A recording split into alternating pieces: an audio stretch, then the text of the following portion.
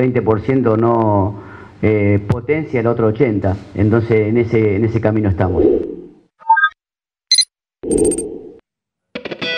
Bueno, y vamos a seguir desgranando lo que dijo hoy el presidente Macri en el inicio de sesiones ordinarias allí en el Congreso. Mencionó varios temas, recién desgranamos algunos de ellos, pero vamos a meternos de lleno en los temas económicos, que en definitiva son los que cambian el día a día y el rumbo de la economía, el rumbo tuyo, el de tu casa, el mío. Bueno, de eso vamos a hablar con Martín Alfie, que está aquí con nosotros, es economista, y Esteban Lafuente, compañero de la casa. ¿Cómo van? Muy bien. ¿Todo bien? Muy bien. Bueno, muy bien. Son varios los temas a los cuales se refirió el presidente. En primer lugar, habló del empleo y de la baja del desempleo. Así es, en realidad no fue un discurso con muchos anuncios, sí fue más una cuestión de panorama, de escenario y de planificación hacia adelante. Y como bien decías, el tema del empleo, lo que mencionó el presidente fue de alguna manera destacando lo que fueron los números presentados ayer, hablando del crecimiento, de que la desocupación baja y que se crean empleos. Habló de que aumentó 270.000 en puestos de trabajo en el sector privado en el año pasado y sí, mostrando como ese crecimiento respecto al año de 2016, que había sido un año malo en esa materia. Claro, ahí va justamente la pregunta, porque cuando uno escucha números, ve números así solos, no significan nada, porque vos podés decir 270.000 nuevos puestos de trabajo. Puede ser muchísimo, puede ser mucho, puede ser poco, depende contra qué lo comparemos, ¿no? Sí, un poco es así. Cuando uno ve, por ejemplo, lo que pasa con empleo, lo que pasa con actividad y otras variables que se mencionan, hay que ver la película completa de los 2 años. Sí. Porque cuando nosotros comparamos 2017 con 2016, es cierto que hubo avances, pero cuando se compara con el 2015, digamos, el punto de inicio, estamos casi en el mismo lugar. Por ejemplo, en el empleo registrado privado asalariado. Entonces, es decir, nos recuperamos pero no crecimos. Exacto. Entonces, al mismo tiempo, crece la población. Nosotros tenemos un crecimiento de más o menos 1% de la población.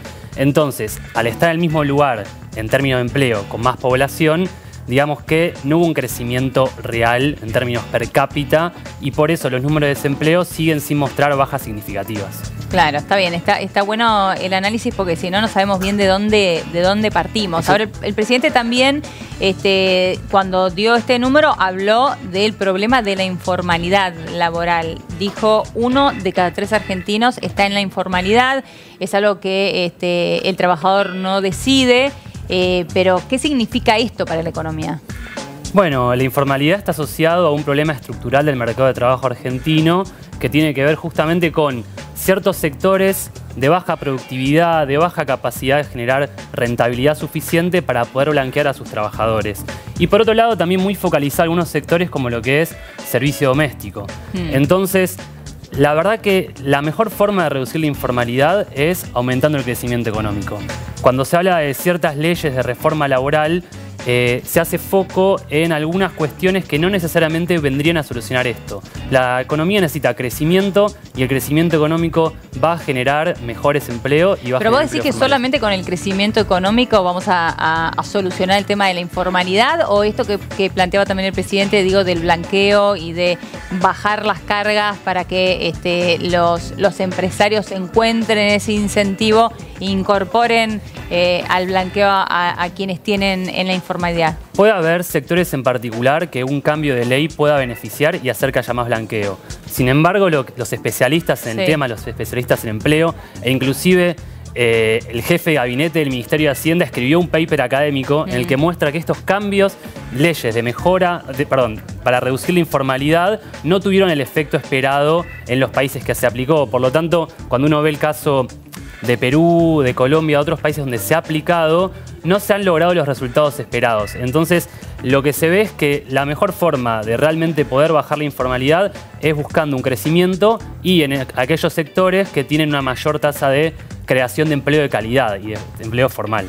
De hecho, el año pasado los datos oficiales del Ministerio de Trabajo analizan, en este número que compartió el presidente, habla de un crecimiento del empleo total del 2,2%. Ahora, cuando se mira lo que es el empleo asalariado en el sector privado, que es el empleo de calidad que el gobierno siempre plantea como la meta de estimularla, creció por debajo de esa cifra, fue un 1,3%. Lo que está mostrando es que en la dinámica del crecimiento del empleo Este sector es una de las partes, pero está muy alimentado también por el crecimiento del personal de casas particulares, del monotributo y otros mecanismos que no son tal vez el motor del empleo fuerte al que el gobierno apuesta o que mira hacia adelante en esta estrategia de crecimiento. Bien, está claro. Ahora también habló de la inflación, que es un flagelo que tenemos absolutamente todos, que pega en las clases más bajas sobre todo. Y que el presidente se refirió a esto diciendo, bueno, hemos bajado la inflación con respecto a años anteriores. Lo cierto es que igual estamos en un número importante. Y la meta de inflación que tiene el gobierno, sabemos que ya ellos mismos reconocen que este 15% no sería posible. Sí, pasa lo mismo que con el empleo, digamos, cuando uno lo compara con lo que pasó en 2016, cuando la inflación llegó al 40%, uno ve el resultado de 2017, se ve una baja. Sí. Pero entonces, cuando comparamos... Claro, lo que pasa es que en este caso, si lo comparás con 2017, si lo comparás con 2016 y 2015, sí va bajando. Con 2015, digamos que el resultado de 2017 fue casi idéntico a lo que fue 2015 en términos de inflación. Hubo, si se quiere, un mayor incremento de las tarifas, entonces se puede decir que hubo una inflación que no estuvo pisada las tarifas, entonces claro, eso es lo que se comenta desde el gobierno. Lo que es cierto es que la inflación sigue estando en niveles altos, sigue estando alrededor del 25% interanual. Las proyecciones son que este año baje, pero las expectativas están en alza. Hubo un cambio de metas de inflación que eso impactó en las expectativas, en las proyecciones de las consultoras, de los bancos. La última encuesta que publicó el Banco Central que hace a las consultoras hablaba en torno al 20%. Y los últimos números que manejan las consultoras están ampliando sus proyecciones de inflación. Y se habla del 22, se empieza a hablar ya de esos números. El Banco Central habla del 19 y pico, ¿no? Este es los últimos, el relevamiento que ha hecho el Banco Central, que de hecho mañana, si no me equivoco, sale la nueva proyección con las estimaciones actualizadas. Y lo que se prevé es, como al igual que en el mes anterior, que el número esté por encima de lo proyectado por esta situación de que las consultoras, bancos y analistas están de alguna manera previendo mayor inflación por esta dinámica de aumento de tarifas y otro tipo de ajustes vinculados también con el salto del dólar en las últimas semanas. Ahora también por otro lado está el famoso déficit, por otro lado no tanto, pues está el famoso déficit del cual se habla tanto, que para que quede claro es si tenemos 10 y gastamos 15, bueno, esos 5 de alguna forma tenemos que cubrirlos, ¿no? Entonces, ¿qué hacemos? ¿O emitimos o tomamos deuda? Sí, un poco lo que pasa con el déficit, de nuevo, se puede hacer el mismo análisis que con el empleo o con la inflación. Cuando uno compara con 2016, un año en que el déficit fiscal aumentó, es cierto que hubo una reducción de lo que es el déficit fiscal primario. No me quiero meter en tecnicismos, pero es sacando los intereses. El gobierno dice, no analicemos los intereses, analicemos solo los gastos ¿Está bien hacer eso? O sea, ¿no se analiza con intereses o sí? A ver, el común de la gente, el déficit hay que financiarlo total, con intereses. Lo que es cierto es que si uno va reduciendo gradualmente el déficit fiscal primario, uno entiende que cada vez pagaría menos intereses. Está bien. Esas proyecciones dependen de muchos supuestos y este gobierno tiene una proyección de que la economía va a crecer 3% todos los años, por lo tanto, va a bajar el déficit porque crece el producto. Esas proyecciones se pueden poner en duda un poco, pero la verdad que, de nuevo, cuando se compara con lo recibido en 2015, el déficit fiscal está casi en los mismos niveles, si se mide de la misma manera. Entonces, digamos, los avances son frente al año malo, pero todavía hay mucho por hacer. Claro. Exacto. De hecho, cuando uno mira los datos oficiales del Ministerio de Hacienda, el año pasado el déficit fiscal cerró en el 3,9% del producto, que son al 6% si se incorpora el pago de intereses, porque el crecimiento del peso que tiene el pago de la deuda es importante. Y el sendero para este año la meta es llegar al 3,2%, o sea, reducir un punto del producto asociado tanto al reducir el gasto como que crezca la economía. Entonces, como bien decías, se reduzca el peso del déficit sobre la economía, pero lo cierto es que la deuda, mientras ese déficit se mantenga, va a seguir aumentando porque es la forma que tiene de financiarse para los gastos corrientes o habituales que tiene el sector público año tras año. Bueno, la deuda es otro de los puntos sin lugar a duda que mucha gente lo tiene como una señal de alerta. El gobierno dice que no. Lo cierto es que hoy el presidente también lo mencionó, dijo en su momento, vamos a dejar de tomar deuda en el momento en que bajemos el déficit, ¿no? Sí, ahí hay que hacer foco no tanto en el déficit fiscal, sino en lo que es el déficit de cuenta corriente, es decir, el déficit externo.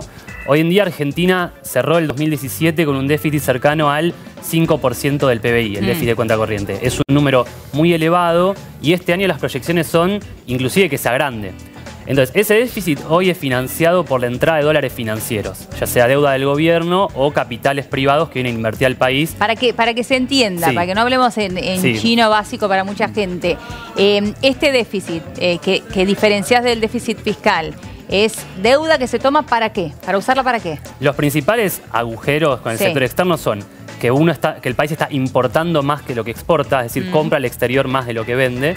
Por otro lado, el turismo es uno de los que ha crecido mucho. Se fueron alrededor de 12.000 millones de dólares el año pasado por turismo. Es la plata que la gente gasta en otros países por turismo. Exacto, gasto de viajes o si se compra ropa Sí. o todo lo que tiene que ver con los viajes del exterior. Esa es una parte importante del déficit. Y los otros componentes son los intereses, que también acá entra el tema de la deuda, es decir, cuanto más te endeudas, más intereses pagás. Y por otro lado, algunas cuestiones menores como el giro de utilidades de las empresas que están en el país al exterior. Pero mira, ¿tiene un rol tan importante entonces el dinero que la gente gasta fuera por turismo? Hoy en día tiene una magnitud macroeconómica, son 10.000 millones de dólares al año de déficit. Un montón. Es decir, un número muy importante. Sí. Y en este sentido, ¿cómo analizás el salto en los últimos meses del tipo de cambio y la devaluación del peso en este sentido y el impacto que pueda tener en incrementar o por el contrario contener este déficit pensando en este año? El turismo es posible que deje de crecer a las tasas de velocidad que estaba creciendo. Es decir, que la gente piense un poco más en irse afuera porque el dólar pegó un salto. Pero la verdad que cuando uno ve la evolución de los precios y la evolución del dólar, que es lo que se llama el tipo de cambio real en la economía, vemos que la película viene medio empatada. ¿Por qué? Porque el año pasado tuvimos precios subiendo mucho y el tipo de cambio planchado. Ahora en enero y en febrero el tipo de cambio empató a la inflación. Pero entonces cuando hacemos este juego entre tipo de cambio, entre el dólar y los precios, todavía el tipo de cambio está en un nivel relativamente apreciado. Por lo tanto, va a seguir creciendo el turismo. Y el otro punto que seguro va a seguir creciendo es el tema de las importaciones. Porque tenemos un país que crece, hay una política de apertura comercial que promueve las importaciones y ese también es otro componente del déficit externo. Bien, ahora, por otra parte, se habla del shock o se habla de gradualismo. Es algo que escuchamos todos más de una vez. Hoy el presidente también hizo mención, no con estas palabras, pero se dijo, algunos dicen que vamos demasiado rápido, otros dicen que vamos muy lento. ¿Cómo vamos, chicos? A ver, los que plantean un shock muy fuerte, digamos que lo hacen desde un punto de vista de no tener la responsabilidad del gobierno. Hoy bajar un 2-3% del PBI implicaría condiciones dificultosas para la gente que recibe, por ejemplo, la asignación universal por hijo, las jubilaciones. No tendría consenso social una baja muy fuerte del gasto. Sí. Yo lo que creo que lo que hay que profundizar es qué gasto se está priorizando, qué gasto se está dejando de hacer, en dónde recortes, qué tipo de impuestos cobramos y qué tipo de impuestos dejamos de cobrar.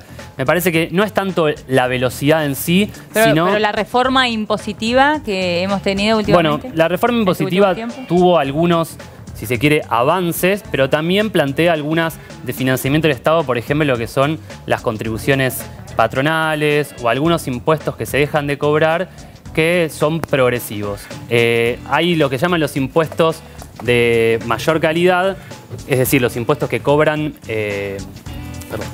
más a los que menos tienen. Sí. Perdón, más a los que más tienen, que son impuestos progresivos. Claro, los progresivos, Exacto. exactamente. Eso tiene que ver con, por ejemplo, bienes personales. Bienes personales se dejó de cobrar, se eliminó con la ley